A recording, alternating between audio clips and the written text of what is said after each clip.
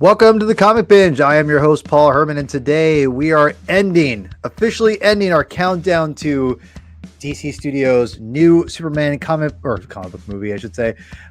Their new movie, Superman, that comes out or has already come out, and a million people have already seen it seems like, and trying to spoil me, but I'm trying to avoid them like crazy. But either way, we started this journey back in September. We've done a ton of comic books stories for Superman since then, which you can always go back and watch and revisit, yada yada yada. But we are ending on, I think a high note. I really do. This is the first time I read the story, which is of course, you see here at All-Star Superman. But we are joined by one great guest, and also two eventual regular co-host. Javi will be here joining us when he gets back from watching Superman. But either way, before I get too ahead of myself, please go ahead and subscribe to the Comic Binge if you haven't already. Appreciate everyone who already has. It means a great deal to us. It only makes sense to do it. I mean, really. Come on. If you like comic books and you like Superman, come on. Just do it, right? Just do it. So anyway, today we have the great comic writer and comic aficionado, I'm not sure if I'm saying that word right, Joe Corallo. Joe, you're back. How are you doing? Oh, it's true. I'm back. I'm doing all right. How's everyone here? Not too bad. I'm a little jealous that everyone got to see Superman before we did, but circumstances for us we're not we weren't able to go see it until Friday. We're going to see it together on Friday, so that's going to be exciting. So, all right. Do you watch movies with people, or are you are you a loner when you go see movies? I'm just curious because some people like to see movies by themselves. I do both, and I've done both quite a bit. So I am. Same. I will always, for the week a movie comes out, or if a movie's coming out and I know someone who wants to go see it, I'll wait to see that movie. I don't really care, but if there's a movie that's everyone's, sometimes I'm just, maybe I'm home or I finished up something or I'm out and I buy a movie theater and something's playing I want to see, and I'm not already feeling obligated to see it with someone else. Fuck it, I'll go see it. Mm-hmm. Hell yeah, I hear you. I'm a member of the Film Forum in Manhattan, so I'll also go. I sometimes I cat sit around the block from there. So mm-hmm. when I'm doing that, I'm I'm seeing a movie every day, because they play a lot of old movies, a lot of foreign films, stuff like that, and if there's a movie I want to go see, last year around Christmas there was a screening of oh god, what was it? It's a Wonderful Life, and I was fuck it, I'm just gonna go. Stuff like that. Great. Yeah, right. I I'm using right on. Well, to see It's a Wonderful Life, but yeah. right. So yeah, me and Chris, we're going to see Superman on Thursday. Javi will be eventually joining us. I talked to a number of different people throughout the year when we were doing this whole countdown to the DC Studio Superman, and I remember I wanted to make sure I got you on one of these shows, and you had given me, I think, Death of Superman and All-Stars, what you're interested in. I know you and Perch did a giant, years ago, a phenomenal, in fact, I got to know you through the Death of Superman video you did with Perch, which was fantastic. I thought you guys did a phenomenal job on that. I thought that was great. Thank you very much. And I remember being who's this Joe guy? This Joe guy seems pretty legit. And I was laughing with you guys the whole time, and that's how I got to know you through Perch's channel, and rest is history, you could say. Now, we will be bringing back Joe's regular show with us, which is Long Live the Legion. We are getting, I will come back once the Superman DC stuff kind of rolls over a little bit. So in a few months, hopefully we'll get some time before we'll get that scheduled out. So that has not gone away. But anyway, I wanted to so when Joe said Death of Superman, I went, okay, he's already done that. I don't want to retread that. I could never live up to you guys' show on that one. But when you said All-Star, I went, okay. Because I know Mr. Clow, the Reverend here, is a big fan of Grant Morrison. I believe he's a big fan of this comic book. And this series is one of those that it's eluded me, even though I own the first two issues. I bought it when it came out, the first two issues. I think I read it, didn't really connect to it, so I didn't continue it. but I bought the compact version because I'm a cheap bastard, and Sure. I love these things are amazing. By the way, I effing love these things. And I was like, okay, I went and bought the compact version. I'm like, I'm gonna read this mother effer I'm in the gazebo, and we're gonna get down and dirty with this thing. And I know Javi, when he eventually joins, has a lot to say on this. So I'll guess I'm gonna throw it to both of you here in a second. I'll throw it to Joe. I'll give it to you first here. Guess go first. Give us a little history before you get into your opinion of the comic book. What's your history with this series at all? Like anything in particular you want to talk about as we get into it? Sure. Real quick though, first, anyone who's listening to this, Jim Shooter recently passed away. The three of us did Yes. multiple videos about his run. I think Yes. we talked about Jim Shooter specifically in like three of those videos, specifically the first two, because he did so much early Legion when he was a teenager that it was two videos worth. So if you're interested in learning more about Jim Shooter or you want to watch something about him, check that out for sure. But back to this. I read this in the when they put out the first two like hardcovers. So like not when it was originally running, but very shortly after that. Yeah. And yeah, that was like my first experience with it. I've owned a trade of it when they put out like the fat trade or whatever in like maybe 2013, 2014, whatever it was. I picked that version up.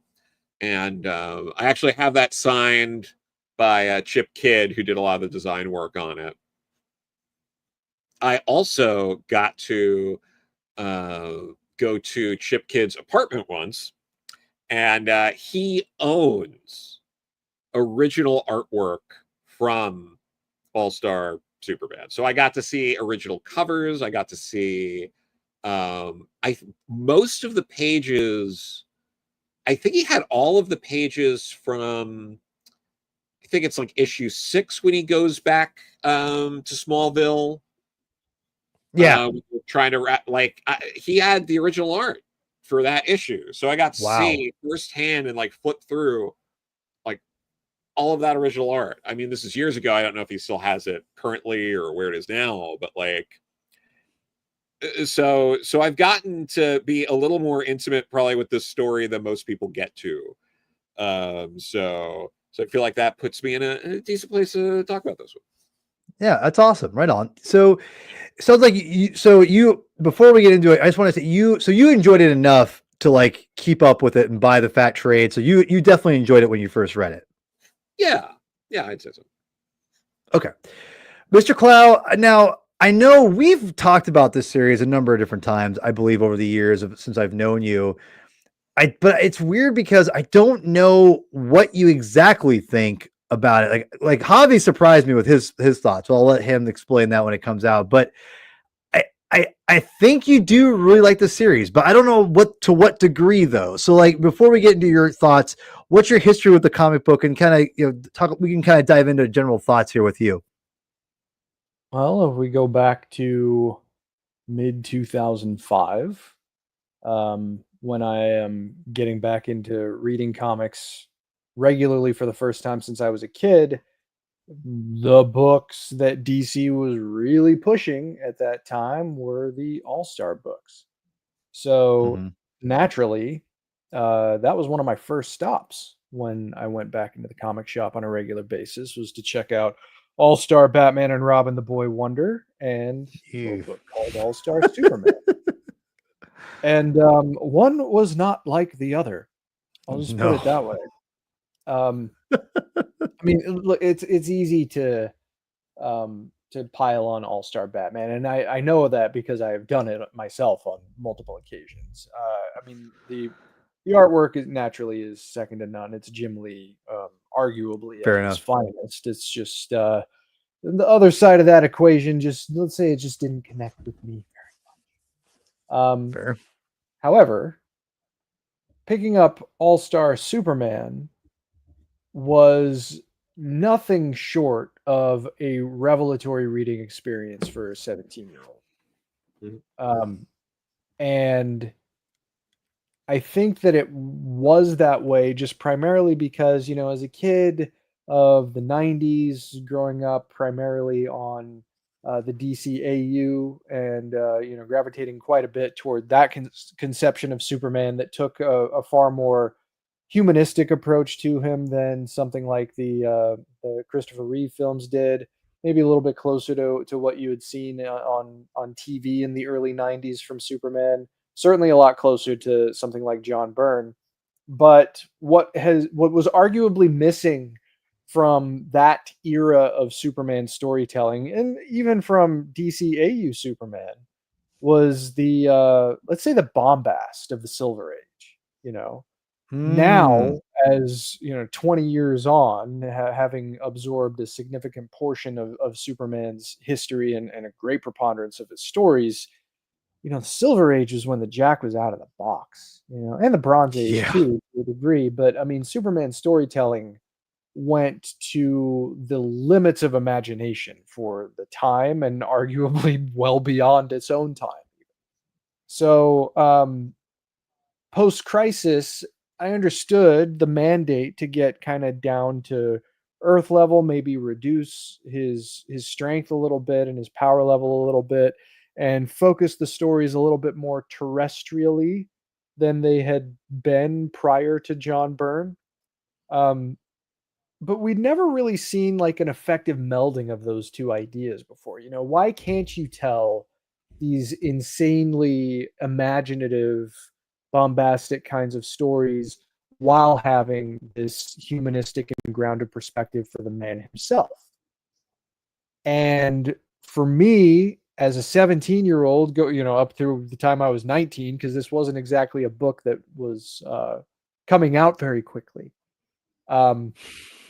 All-Star Superman was that. Like, there are few books in my mind that serve as such celebrations of their main character quite like this one. This packs in so many different elements across Superman's history and across Superman's storytelling that is dripping with reverence without losing sight of the core fundamental humanity that is at the center of Clark himself. And it's so easy to lean into the stoic iconography, to like the secular messiah type, which media has certainly leaned into very hard over the past 20 years and You longer don't than that say. even. Um, but that's far less interesting to me than someone who has human thoughts, feelings, desires, coming to terms with his immense power, especially if his first concern is just helping as many people as he can. Like, that's always the core fundamental driver of Superman is do good. That sounds simple, but a good writer puts complex scenarios and situations around that so that he kind of has to agonize about what it means to do good in a particular situation.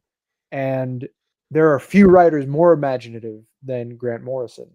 So Yeah. when you have this story that just like clearly wants to celebrate everything that Superman has been, but also what he could be, and you throw these insane situations at him that, you know, if you say these things out loud, they sound insane. And they did sound insane in the animated adaptation of this story.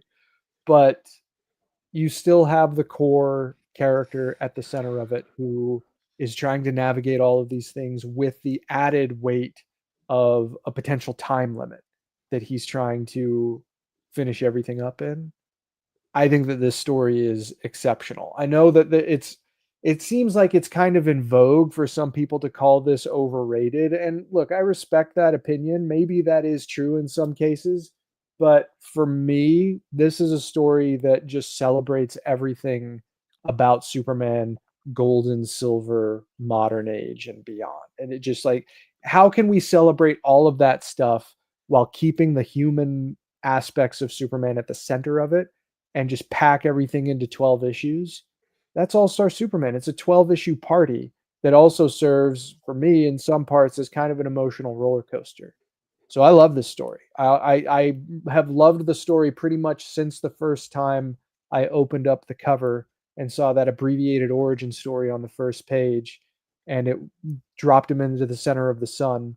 and then up through issue number 12, when you have this revelation from the world's most dangerous villain, who a few issues earlier was compared to the likes of Genghis Khan and Adolf Hitler, all of a sudden realizing that all we have is us. This is a tour de force for Superman, and if you don't know who he is before reading it, you will damn sure know who he is and what he's all about by the time you're done. I love how you molded the idea of like taking the Silver Age aspects of Superman and molding it a little bit more modern, because, and I think this is where I think Grant Morrison excels in, obviously, because he's so imaginative. And back in the day, when you're doing these monthly, even now, but it feels like we're writers are probably, in my opinion, Joe, I want to get your take on this here in a second. I'm basically trying to set this up for you, because it feels like writers don't, and maybe they're mandated because their editors are demanding them not to do this, but it feels like back in the day, editors gave writers a lot more freedom to go nuts and not worry about the rest of the stuff. And the Silver Age, and I think to an extent, like you said, the Bronze Age leading up to, the Crisis on Infinite Earths, whatever, there was a little more freedom to be a little crazy with these characters. And I think what's so fascinating about Superman, what you bring up in this, is that the character, what is one of the biggest complaints that people talk about Superman is that he's too powerful, right? And like, how do you make him like, weaken the character, or how do you make him have a legitimate threat? And I think you see and I'll get to my opinion after I throw it to Joe here, but I think you see Grant Morrison give, and I show you kind of like how it's done to tell all kinds of different Superman stories in 12 issues. It's almost like he's teaching everyone, this is how you can present the character in a way that's not the typical, like, here's the more modern way. This is where, if you want to get a little crazy, this is how you do it the right way. And so I don't know, Joe, good. Just before we jump to Joe, can I take 1 minute and 45 seconds and show you something? Please. All right. Good. Give me. Okay. I'm scared. Joe Chris, you're scaring me here. All right. I'll take Superman off here. Here we go. All right. Here we go. As I was coming up with my father died. My beloved cats that I'd had for 18 years both died as well. So it was big, like real life emotional traumas were going on in my life. Grant and I were talking seriously about taking over the Superman books. And we'd been approached by DC for ideas. And we're talking about going, how do we do this Superman stuff? It's just really, it's so big, it's so hard. How do we get this? And suddenly we looked up and there's this guy walking across the tracks in a Superman costume. And it's a pitch perfect Superman costume. And he looks like he just walked off the comics page. I'm not talking about some ratty velour costume with padded muscles. This guy looked the part. We've got to talk to this guy. This is the shamanic moment. This is the message from the universe. And he was sitting there, posed much like on the cover of All-Star Superman #1, sort of one leg up casually, just sitting there on a rock. It was just the cape was kind of draped and it was just like really relaxed. Look at this guy. And I'd always thought of Superman as being posed and being constantly stiff and kind of statuesque, and to see the way the cape was draped and the way he just had one knee up and he was kind of leaning on it. And Grant just started asking him questions about what it's like to be Superman. And the guy, in character, completely in character, just had a conversation. So I would say to him, so how do you feel about Batman? And he'd think for a bit and goes, well, Batman doesn't really see the light in people like I do. And he would be really serious then about how do you feel about Lois Lane, and he would talk about his relationship with Lois. I'm just sitting there noting stuff down. And so I always tend to see that as a kind of shamanic vision of Superman that came at exactly the right time and kind of informed the whole of what went into All-Star. That's fascinating, because it feels like that, like what getting the idea of Superman, of that whole the aura of Superman in that story is so prevalent, and getting back to what I was saying, and it kind of definitely leads up to what I was going to ask Joe here. When I was reading All-Star Superman, and what Chris was saying, it definitely feels like Grant it seems to me is showing people, Superman's powerful, but this is how we get the leg up on the character. Whereas like right now, which I think Superman books I've been reading somewhat regularly. I'm a little behind now, but I love what Josh Williamson's been doing in Superman personally.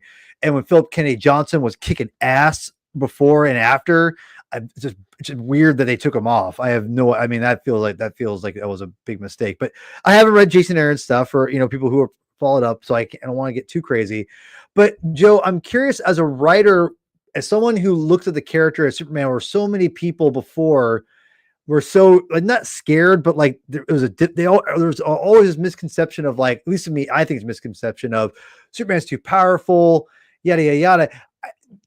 To me, and I'm curious with this story in particular, do you think Grant Morrison turns that on its head a little bit? At least that's what my impression was reading this. I mean,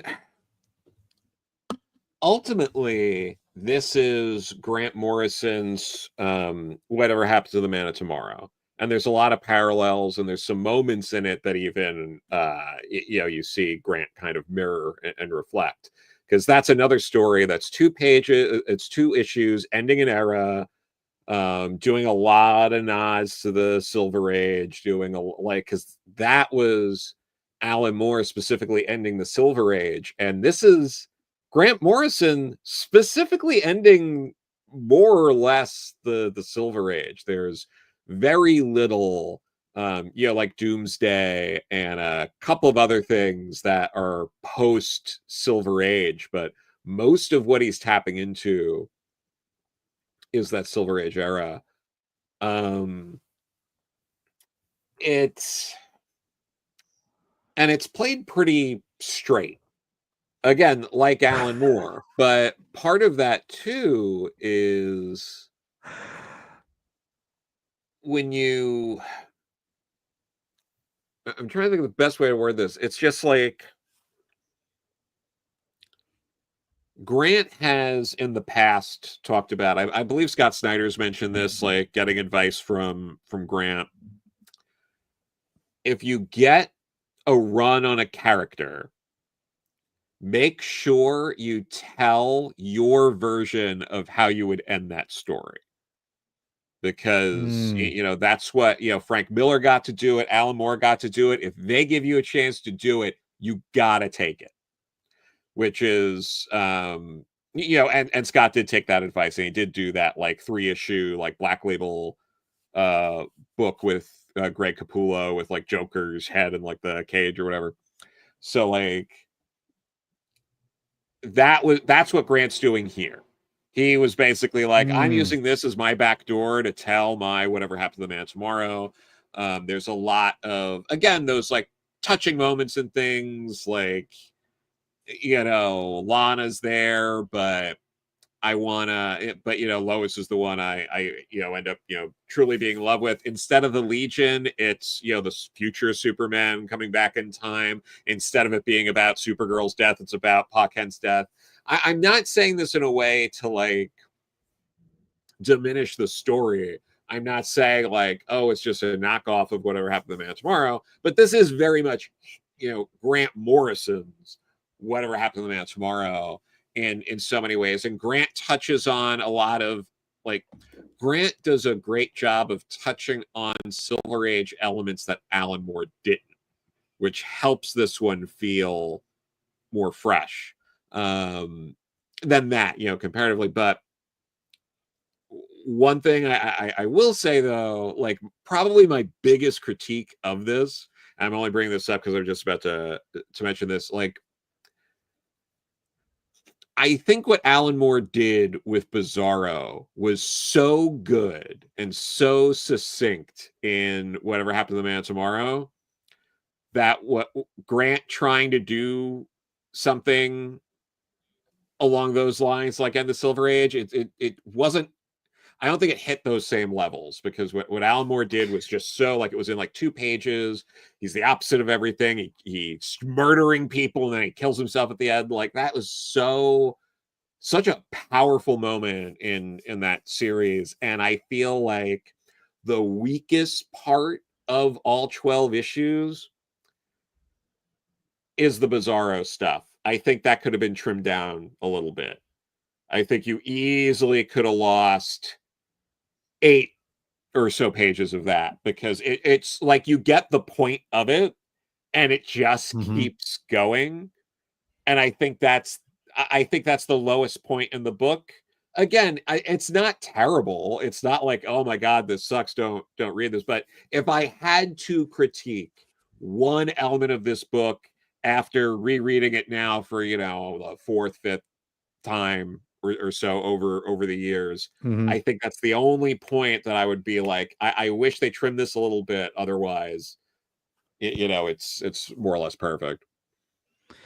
I really liked. I actually agree with you, but I do like was it Zor-El? His name. I like that concept a lot, and I think that was a great do something different with it. Yeah, that was cool. The one guy in Bizarro World who's not like them, and he can't. And I love how he's saying, "Do you know what it's like to be the only one like yourself?" And it's I love the fact that like he's telling Superman this, and I don't remember exactly what Superman says, and maybe one of you guys can correct me, but I don't think Superman says, "Oh, I know exactly what that's like," because he does. But instead, and this is one of the things that I really liked in what Chris showed in that video with Grant talking, was just how that person kind of was in character, and he talked about the light, right? Like, Batman doesn't see the light as much as I do. And that is so, I love how he brought that up, because I think of myself, the first thing I do when someone says, do you know how it feels? I'd be like, yeah, I know how that feels. Exactly. I can give examples. Superman is so selfless. He doesn't put it on himself. He lets that person have that an ownership of like, I don't have to tell you I agree. I understand, because I agree. I deal with that. No, I'm just going to let you have that and try to support you with that, and get you kind of figured out, whatever. There's just little subtle things like that. I think that are apparent in this book. Superman's personality is just, it's a tricky thing, because everyone will say he's too cheesy. Again, this is more so the last, previously, not so much now. And what's, I gotta be real here, is that I think Captain America, Chris Evans' character, that's really softened the blow for a lot of that whole Boy Scout goody two shoes kind of mentality of like, you could still be a cool character and have that, where in the comics, at least for me, I love Captain America, but I always thought it was a goody two shoes. And, and Superman, same thing. Like, he's too nice. But no, like, these guys can be badasses too. And I think Henry Cavill, I'll give him a lot of credit. I still like a lot of that stuff too from those movies. I don't hate them all. But I do feel like there's an element here of Superman's personality that Grant just really taps into, which is really impressive to me. And that, I think, is one of the biggest strengths, besides the fact of telling really unique stories. I guess for me, and I'll open it up after I'm done here to you guys, kind of whatever we want to talk about until we're done, or in hobbies here. But when I first read this, when I was reading this, I don't know if you guys saw my Facebook or all my posts, but I was like, this shit is wild. Like, this is not like this is not like anything I've read of Superman ever before. Maybe the Silver Age is like this, but this shit is wild. And it like, again, my buddy Nico, aka Mr. Baby, on the Spider-Man Council we have here, Mr. Baby was saying it's weird, but he said that complimentary, wise, and I couldn't agree more. Reading this series was so freaking weird. I'm like, this is bonkers. But again, I think it really it gave Superman threat levels to deal with.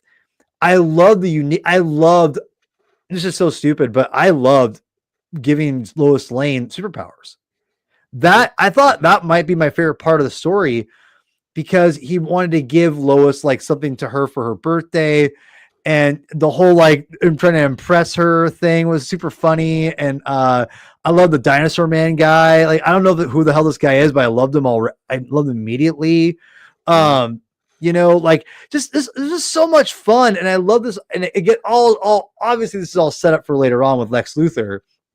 But there was there was a tenderness to Superman in these issues, particularly with these ones.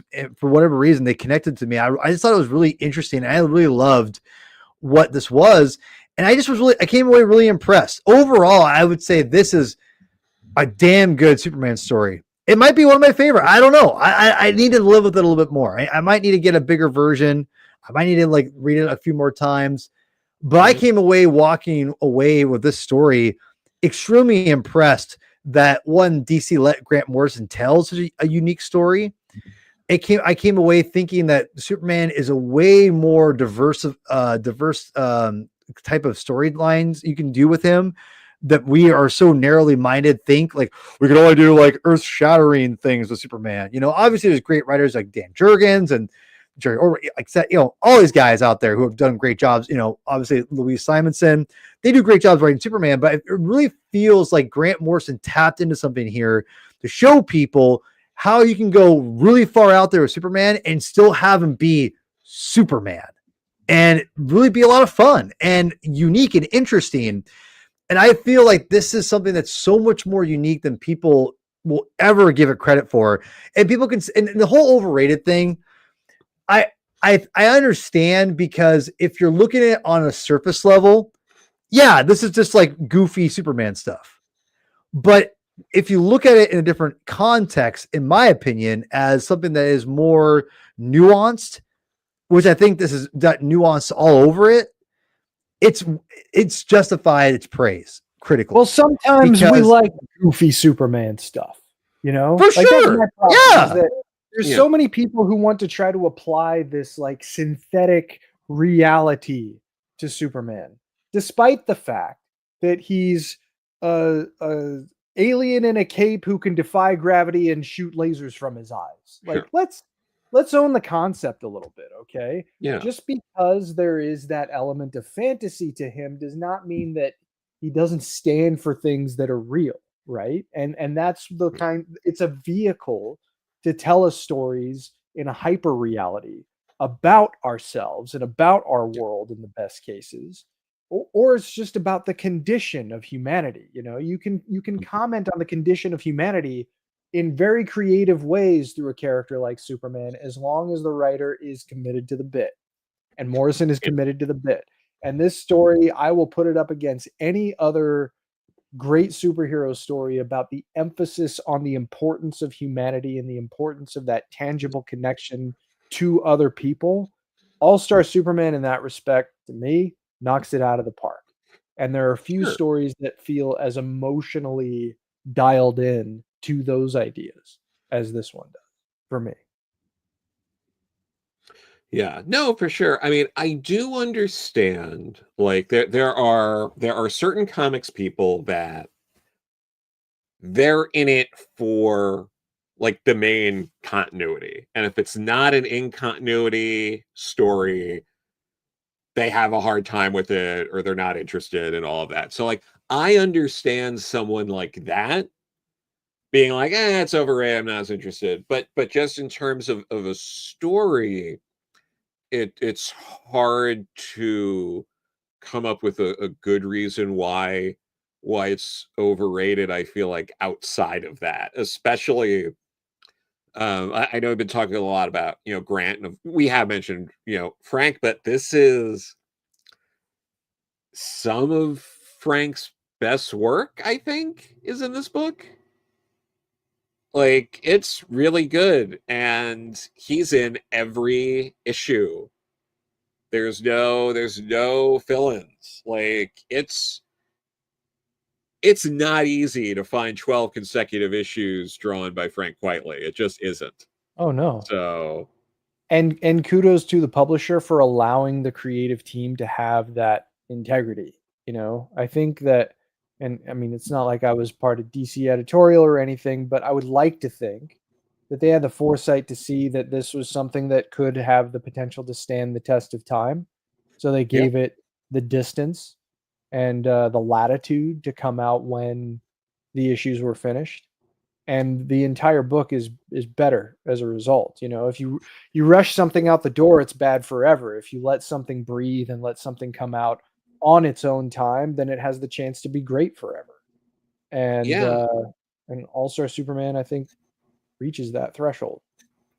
Yeah, and I know this is something you already know, but we might as well bring this up too. Is Frank, when designing Superman and Clark, did a lot of stuff with their posture and their movement, and Clark is more slumped over shoulders, and like his back's like, it's just kind of like hunched. He's more clumsy and goofy, and like Superman has better posture and other things. Like he adds this level of physicality to the differences between Clark and Superman that just weren't often done. And that's not to say that other artists didn't maybe want to do something like that. But I mean, when you're dealing with, especially, you go back to like the 50s, 60s, 70s, where they were just, pumping out a lot of Superman content, and these artists were trying to, work on as much as they could.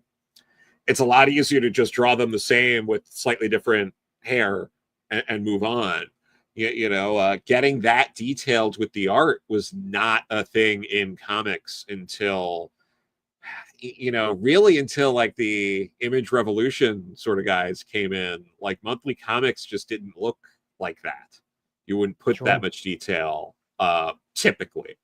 It happened, but that wasn't the standard, and that people were looking for in comics. But yeah, he really elevated that story that way.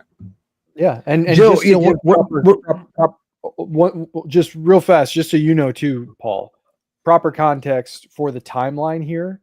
Issue number 1 came out on November 16th, 2005. Issue number 12 came out on September 17th, 2008. So whoa, yeah, this was, it did not come out frequently. And that also kind of made it more of a treat when it was coming out, though, at least to me. Yeah. Interesting. I didn't know it took that long to make. I definitely feel like Frank's work feels way less, it's just going to sound really weird, but squiggly lines. When I think, because I like Frank's work, and I remember reading Batman and Robin.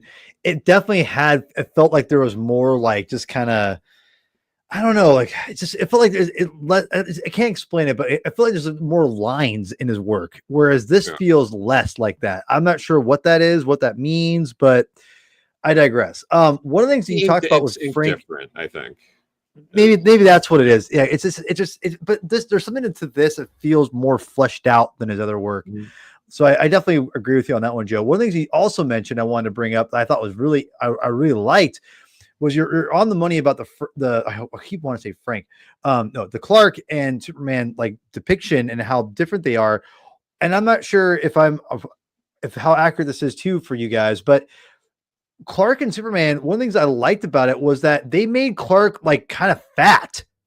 Like, you know what I mean? Like he kind of like, and Luthor even kind of mentions that like he wears baggier clothes to make him look even bigger and kind of frumpy. Like, whereas, I think of like all the depictions of Clark Kent is very much still a fit person, for the most part. But it definitely, I mean, fat's not the right word, and I don't want to sound brutal here, but like he just looks kind of frumpy and just kind of like like the posture is maybe what you're going with, but like I felt like he wore these even bigger clothes to make him look even more out of shape, if that makes any sense. Yeah, no, they were good for that for sure. Yeah, but it felt like it just I like the detail, like you were saying, because Clark definitely looks different than Superman in this. Like it is like I could see by like what you're saying how you could, with glasses and everything and all that to be said, someone could not recognize Superman as Clark Kent at all, so that is fascinating to think about in that way. So, Chris, I have a couple more things, but I want to make sure you guys have the floor too. Is there anything, Chris, you want to kind of touch on for this series in particular we haven't touched on already? Well, my two favorite issues in this, and I don't think this is a particularly uncommon answer, at least one of them isn't, are probably number 5 and number 6. So I have a particular affinity for the middle of the story. Number 5 is, of course, the interview that Clark conducts with Lex Luthor, and number 6 is the end of the life of Jonathan Kent. And there's just like those two issues in particular, and it rounds out in issue number 12, of course, and all of them are good to varying degrees. But Yeah. the reason that those two stand out is just because number 5, the rivalry between Superman and Lex Luthor is often depicted incorrectly, particularly in other media, at least from my point of view. Not incorrectly in the sense that it's invalid, as much as it just kind of seems to me to miss the point of what the root of that antagonism is. Particularly Lex's obsession with trying to, or with reasoning to himself that he can solve all the world's problems. He just needs to get that Superman out of the way. He's the thing that's holding us back as a species. His mere presence is a threat to the existence of humanity. He doesn't have to work for anything. He's just there to taunt us with his power. And of course, anybody that knows Superman knows it's not what he's doing at all. He can't help what he is, but that's not going to stop him from wanting to help as many people as he can. And Luthor stands in stark opposition to that. And so the way that it's emphasized over the course of the 5th issue in particular, just by placing such a bright spotlight on Lex Luthor's own insecurities and eccentricities, that's one of the greatest Lex Luthor stories I've ever read, even just in isolation compared to the rest of the series. Chris, yeah, really quickly, but I remember when I talked to you and Javi in our group chat, and I think this might be my favorite depiction, or not depiction, but I think Grant Morrison's Lex Luthor is one of the best versions of Lex Luthor, bar none. Because I remember in the 52 series that we read, I liked what he was doing with Lex Luthor, and when he was, you could tell it was him writing his superhero team that he had, whatever.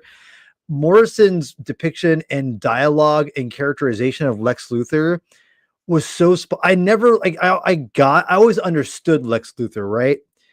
But I really understood Lex Luthor after reading this, for me. And I thought I came away really impressed and actually liking Lex Luthor a lot more as a villain because of this series. Straight up. I remember telling you guys, I love how Grant writes Lex Luthor. oh yeah. I don't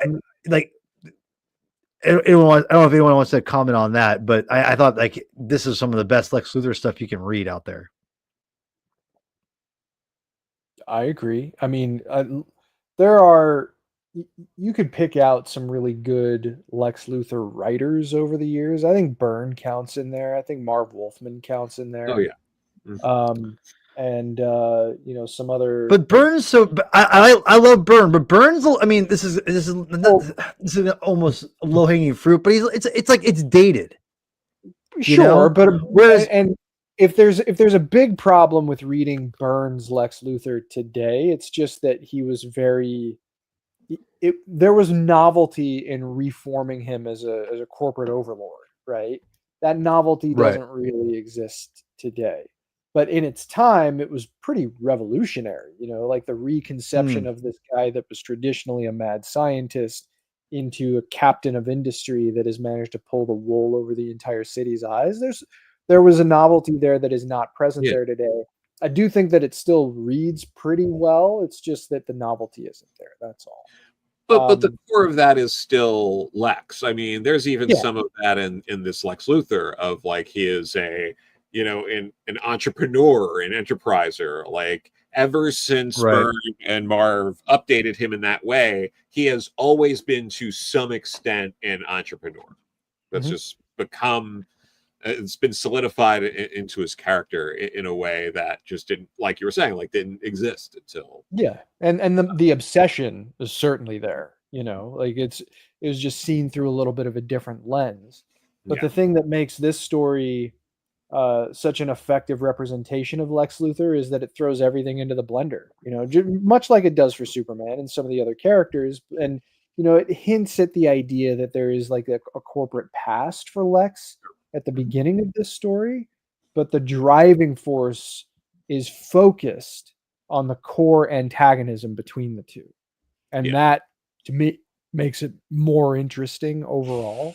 But no, I mean, in my mind, Lex Luthor is legitimately one of the greatest villains that's ever been created, due in no small part to his modern age reformation, but it's emphasized even more by what Morrison does here. And you see shades of this too in Morrison's issues of Action Comics in the New 52, although unfortunately Lex wasn't nearly as much of a focus as I was hoping he would be.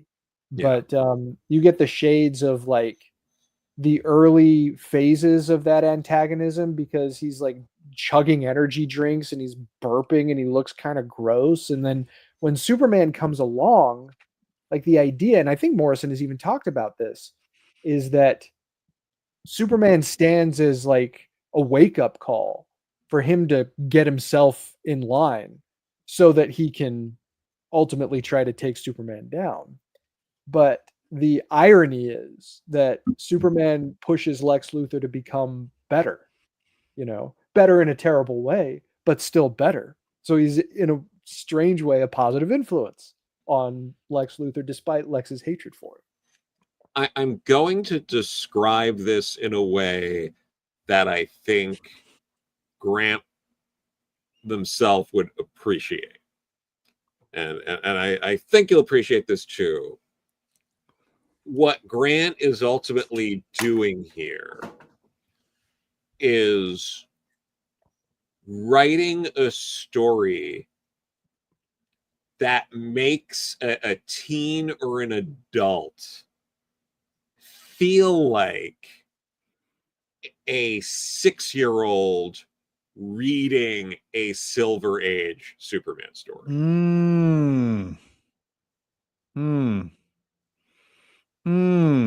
I like that because you're not, because it's not for 6-year-olds, but the content and the way in which he depicts the material itself could be either way, like, whatever. It could be, it's silly enough, but it's depicted in such a real, not realistic, but it's such a unique way that it's not dumbed down for like kids, but it's like you said, someone like us, we can appreciate it. You're nailed it on that. I think that's 1000%. 1000%. I agree with that. Thank you. Totally. Mm-hmm. Chris, you want to talk about the next issue specifically? Yeah. So issue number 6, the depiction of the end of Jonathan Kent's life, it's a really important issue for me, just because I hold the character of Jonathan Kent in pretty high regard. Martha as well, but there's something about just like Martha is always like so sure of how they're raising Clark. And in certain specific instances, really good writers have introduced kind of a level of doubt into Jonathan's mindset as he tries to raise Clark to be a good man. And it comes off as like that doubt is the thing that reinforces why he's such a good man for the job of raising this kid in particular. There's a shadow of that in All-Star. It's not a driving force, because by this point, raising Clark has been done, and it's been done well. And Jonathan is very pleased to see the man that Clark has become. But as someone who's generally not a fan of killing the Kents off, that's more in kind of an ongoing context. Like, I think that the presence of Jonathan and Martha in mainline continuity and in an ongoing format is important.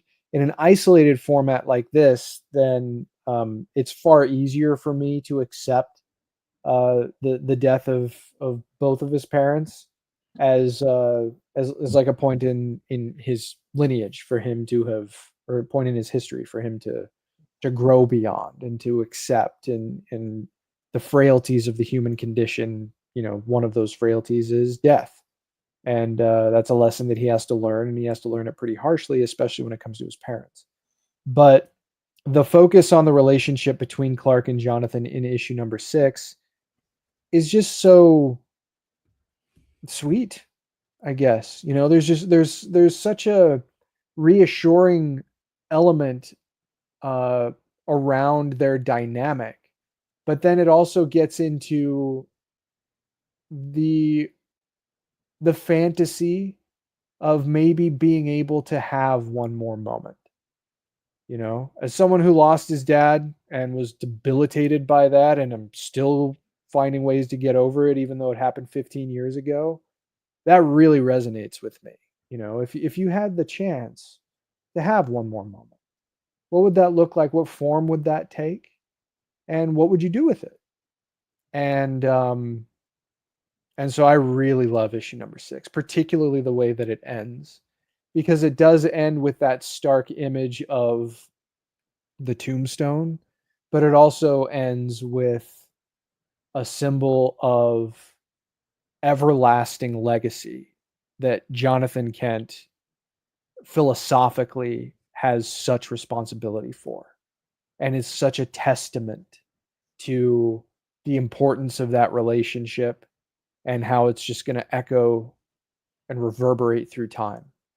So issue number 6 really hits me where I live. Yeah, this issue was a really pleasant surprise. Kind of, Joe, I liked how you brought up the fact that like the Superman characters in the they're basically the Legion, essentially, right? Like it's this defunct Legion.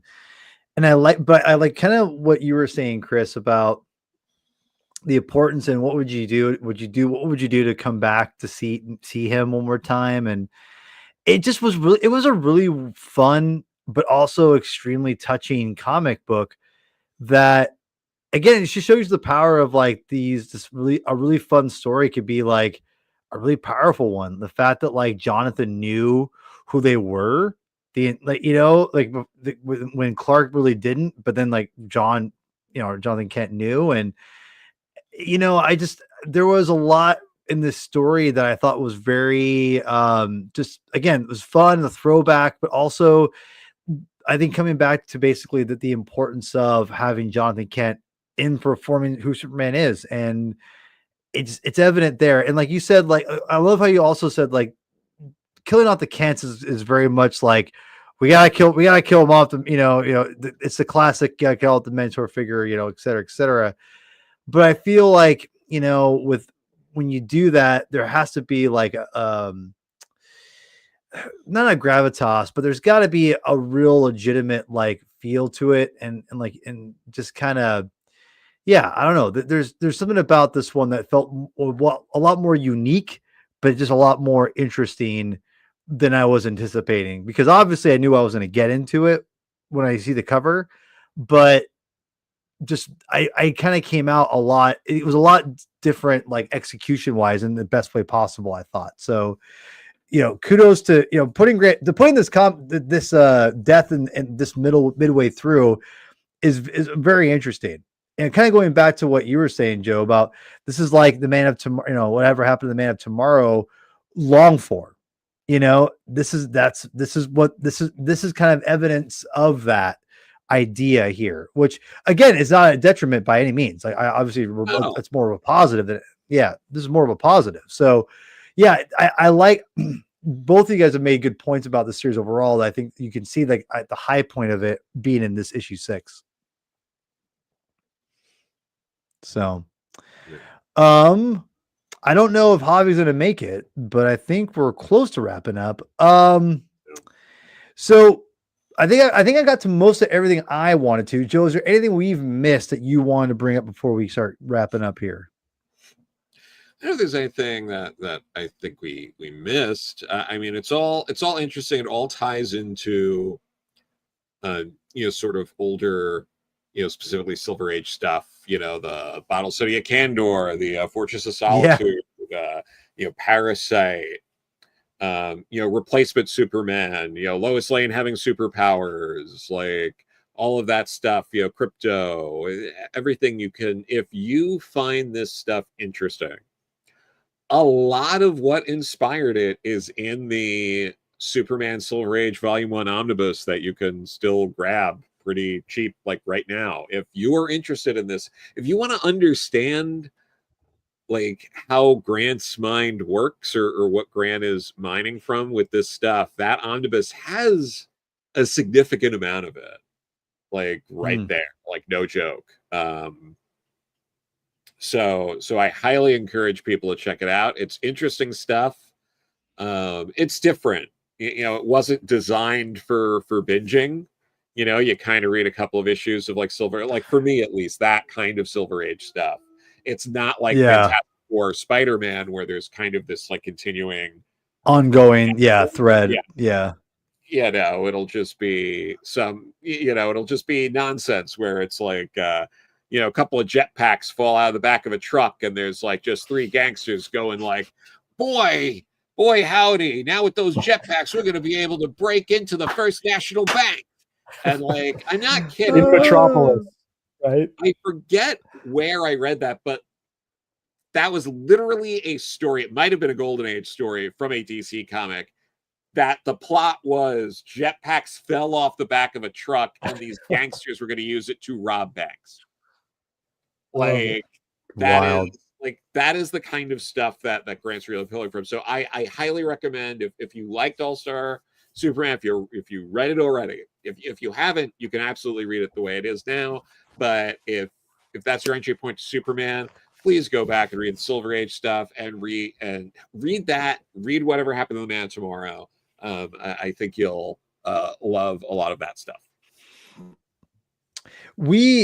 So I'm not sure if you know what we covered. We covered with the Man of Tomorrow, which I loved. I thought it was great. That was maybe one of my favorite Superman stories. Or excuse me, I'm thinking of not the Man of Tomorrow. What's the annual that Alan Moore did? Man Who Has Everything. Which is Man, that one. That to me is one of my favorite Superman stories of all time. I adored that comic. That was fantastic. I prefer that one to whatever happened to the Man of Tomorrow, personally. The Man and there's an adaptation. I forget which episode of Justice League or Justice League Unlimited it is, but they directly adapt for the Man Who Has Everything. If you've never seen that episode, it's a great episode. They do a slight change where instead of Batman actually getting him a gift in the episode, they ask him what he got Superman, and he's like, cash. And it's like one of the few adaptations that Alan Moore is actually okay with, apparently, too. Yeah, like his name is actually on it. I think J.M. DeMatteis might have written the teleplay for the episode. It was like the second or third episode. Right. He worked. I have not watched too much of the DCAU besides like the early Batman stuff and a little bit of the Superman stuff. So I need to get on that eventually. I know, but you can just watch that episode and you'll look at it like. No, for sure. I'll definitely check that out. I just don't have time to watch. I wish I had more. I wish I had more time to watch these cartoons. I wish I did, but I don't. Just like Jack Kirby, it's great. That's cool. That's pretty cool. But yeah, like I mean, it's a bummer. It's been so much fun diving into all these Superman comics and having people like Joe on here who are super comic book experts, writers, fans. It's been awesome and. It's really cool to end on this one, considering I've tried to stay away from spoilers, but from what I'm hearing, that this series is heavily influenced the movie that's come out, and doesn't surprise me because one of the things that I've heard about the reviews of the movie is that it's a little bonkers. It's all weird in good ways. And I think one of the things that if you look at James Gunn and Grant Morrison, they kind of understand what makes comic books, these superhero comic books, work, right? And it's when you really use the medium to your advantage, which is get crazy, get zany, and don't apologize for it.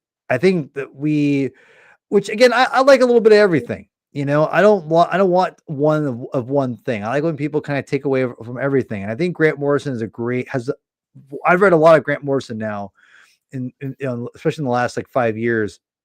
And I appreciate him as a writer because he can get fun, he can get insane, he can get dark and serious, but he can always keep it like lighter too. And I think that the one thing that I've come away impressed with All-Star Superman is that it gets zany, it can get a little dark, but it also can keep that characterization of Superman, which is so critical to the character or the series, I should say, of selling it as a series, is that characterization. I think he nails Clark and Superman so well that it reminds me of why Superman is an iconic character as he is. Right. So yeah. I love this story. I do. I hope people try to give it more of a chance one day. If they think it's overrated, but I love it. I think it's good. So, yeah. I guess before we wrap up, I'll do. Joey, I don't know if you knew this, but I do rank. I do like a ranking or a.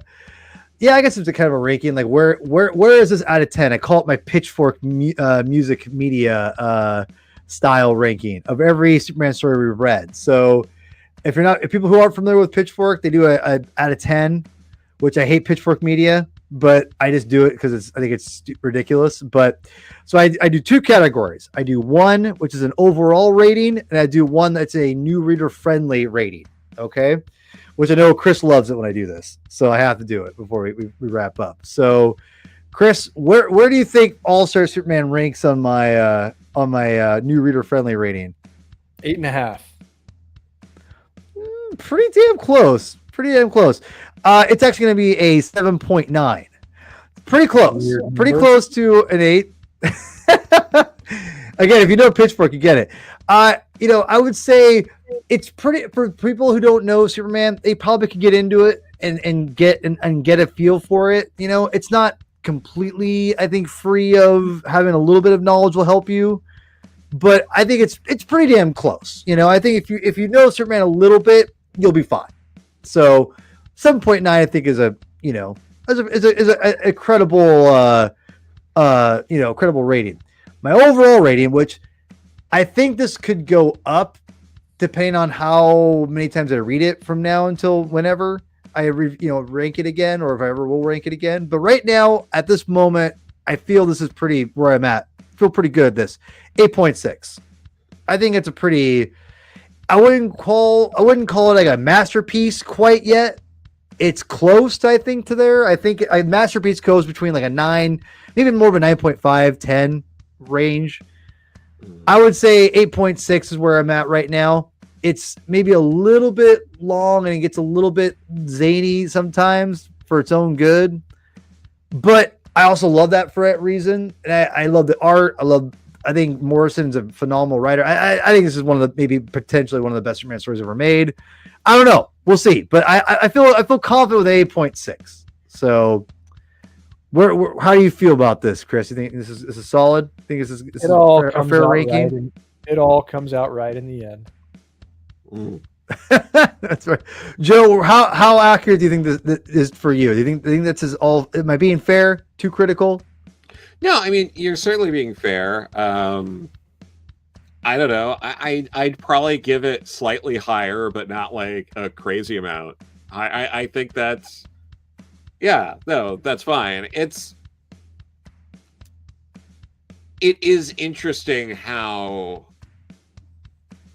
like, the compact comics have been selling so well for this, and part of me thinks like there's some stuff in there that's like, if you're not familiar with like Superman comics, that you're just gonna be like fucking Samson and shit. Like, what the fuck's going on? Yeah, I had no idea what the hell that was. I had no idea. Yeah, but, and like there's different kind of readers, right? Like they're like, I'm the kind of reader who's like, I don't care, whatever. Like, cool, I'll figure it out as I go. Like, yeah, me too. Yeah, right. Yeah, But like, I could see some people be like, boy, I thought I knew Superman, and there's like all this stuff in here that I had like no clue about that makes no sense to me. But yeah, and no, and overall, again, like I think like it's not perfect. There are things like I think that could have been tweaked pacing wise to like, and I brought up the primary issue with there, but yeah, like that was really like it for me. So like it's almost perfect. Oh no.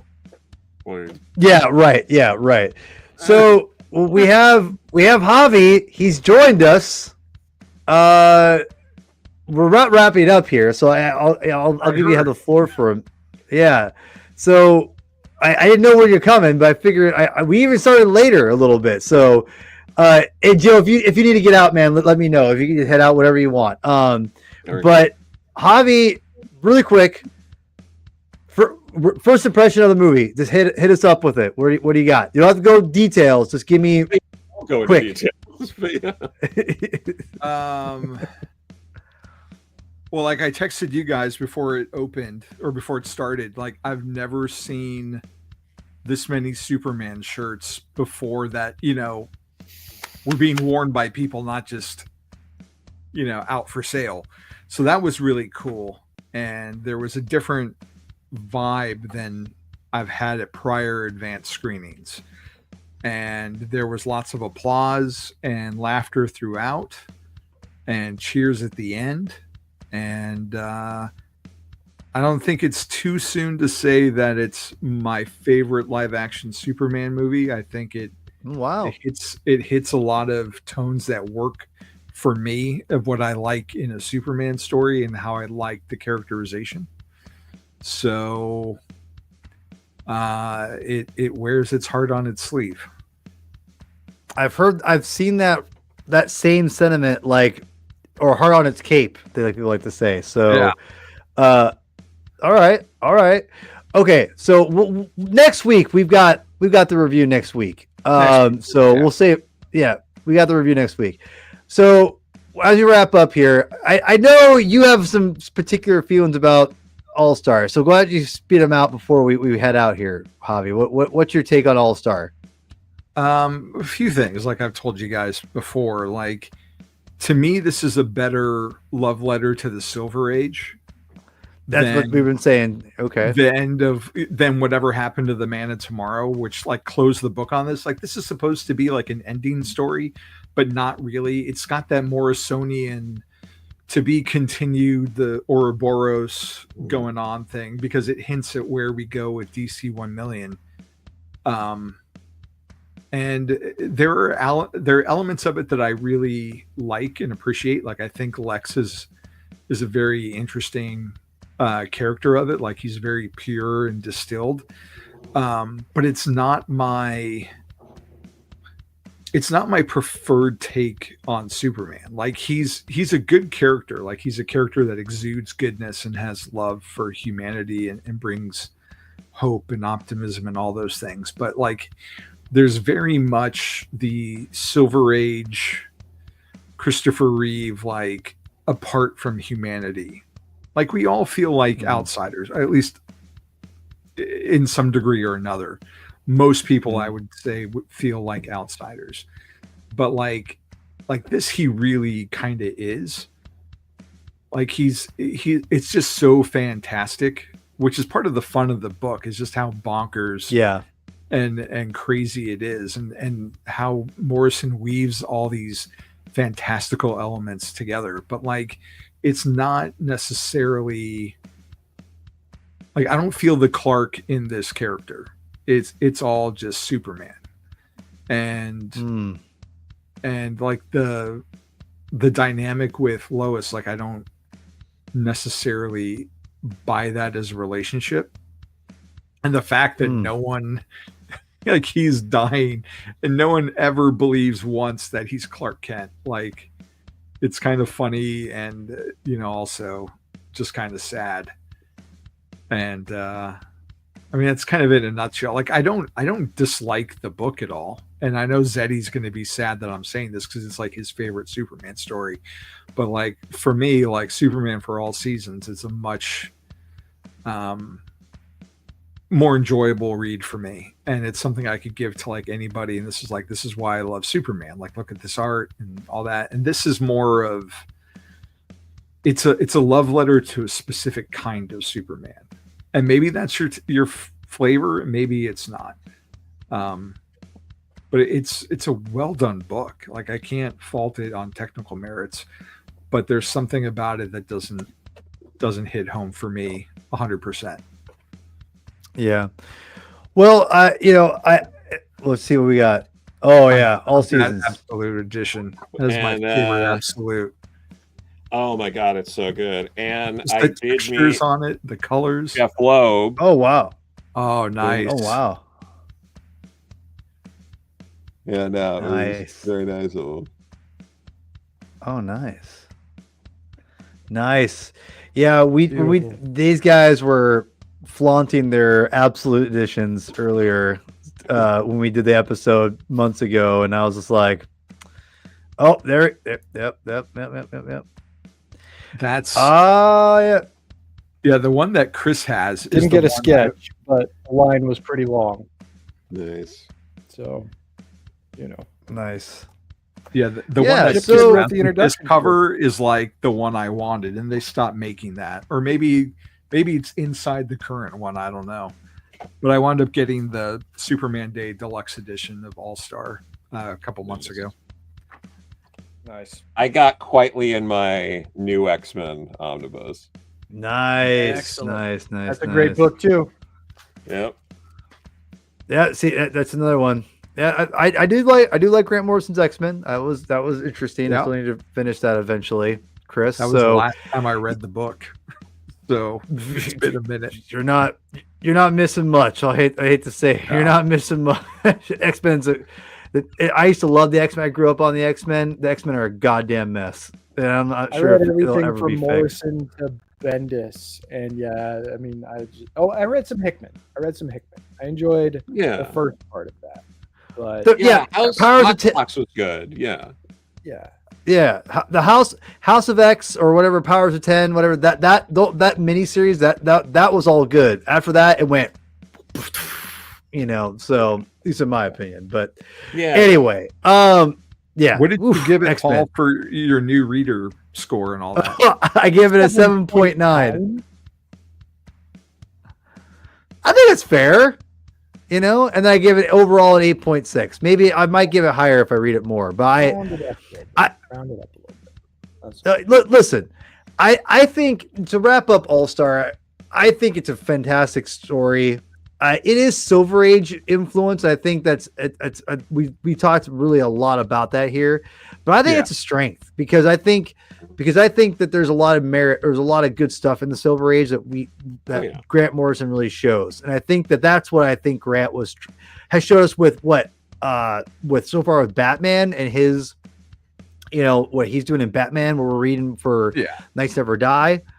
And then also with All-Star. So he's recontextualizing those Silver Age elements. Yes, because he loves them and he knows because Grant knows what makes them work and what makes them fun. So, but given a modern edge. So, I love the story. I might even go buy the Absolute because it's only 12 issues and it's probably not going to be as expensive as buying the like one of the other ones. But we'll see. I don't know. We'll see. All right. So next week, gentlemen, we have the three of us have our Superman. That episode's gonna be a long one. I feel that one's gonna be a long one. It's gonna be Woo. But I'm looking forward to it. I'm very excited. Joe, you have a lot going on. Why don't you tell everyone where they can go find your stuff? Speak. All right. Tell us. Well, you can follow me on Twitter or Blue Sky at Joe Corallo, JoeCorallo, or on Instagram at Corallo Joe. I post about stuff I do, hopefully. So you can follow me there. I had my 10-page Coagula story from DC Pride, a celebration of Rachel Pock last year, reprinted in DC Pride to the Farthest Reaches. So if you pick up that hardcover, you're supporting something I did. So please check that out. I had an 8-page story with Chase Bluestone in Young Men in Love, New Romance that got a shout out in the New York Times, as well as some other reviews. So see what all the fuss is about by picking that one up. The second volume of King Arthur and the Knights of Justice, Morgana's Revenge, came out a few weeks ago. You can go ahead and pick that up too. The collection of Green Hornet Miss Fury that I edited at Dynamite, that Alex Segura and Henry Barajas co-wrote with Federico Ceresa on art. I'm not sure the exact date that's going to be released right now, but keep an eye out for that one. And there is more to come. So please follow along, including a Kickstarter that's going to be launching in a couple of weeks. Yes. If you look at any of my socials, you'll see where you can click to get notified on when it goes live. That's awesome. Yeah, I saw your post on Facebook about that, so I'll definitely try to contribute and support. Thank you. And all that stuff here. Yeah, so that's awesome. Go support Joe's stuff. Joe's one of the good guys out there in comics. He loves comics. He writes comics. He edits comics. He'll come on and talk about comics on his spare time. So this guy, he gets it, everyone. So that he's one of the real. He's the real deal. So Chris, anything you want to promote real quick before we, and I'll go to you as well, Javi, but Chris, anything else you want to get out here?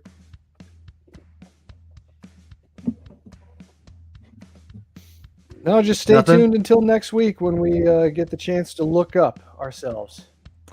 Yes. And Javi, I know we came and went, but I'm glad you got the last part of this. But anything you want to promote before we get out of here? I want to promote in 2 weeks when Chris records Discovery Debrief with the season 3 premiere of Star Trek Strange New Worlds. I'm looking forward to listening to that. And hopefully everyone else will do.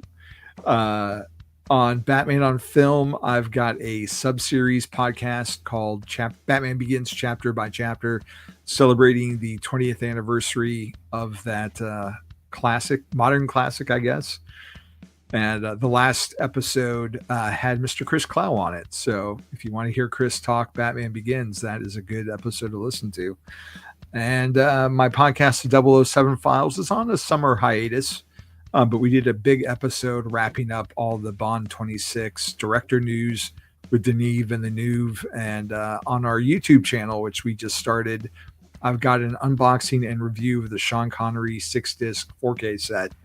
So if you want to check out what that looks like, head over to the 007 Files YouTube page. And of course, up to speed with Wally West, I need the last thing I posted was like Absolute Flash #2 review. So now I'm 2 behind on that in addition to the regular show. So God, Kevin, I hope it makes more than Justice League did. So yeah, we'll see how it goes. Yeah. So next week, we'll be back. It's been kind of weird here the last couple months with the comic binge. Life's got a little busy, but this month's going to be packed with Superman, Fantastic Four, and next month I got some ideas. I'm getting a bit inspired, my friends. So I got some ideas for next month as well. So we'll talk about that later. But next week, Superman review. Let's do it. Chris, why don't you take us out, my friend? Look, up in the sky. Read more comics. All right. Good night, everybody. Thanks for coming on. All right. Bye.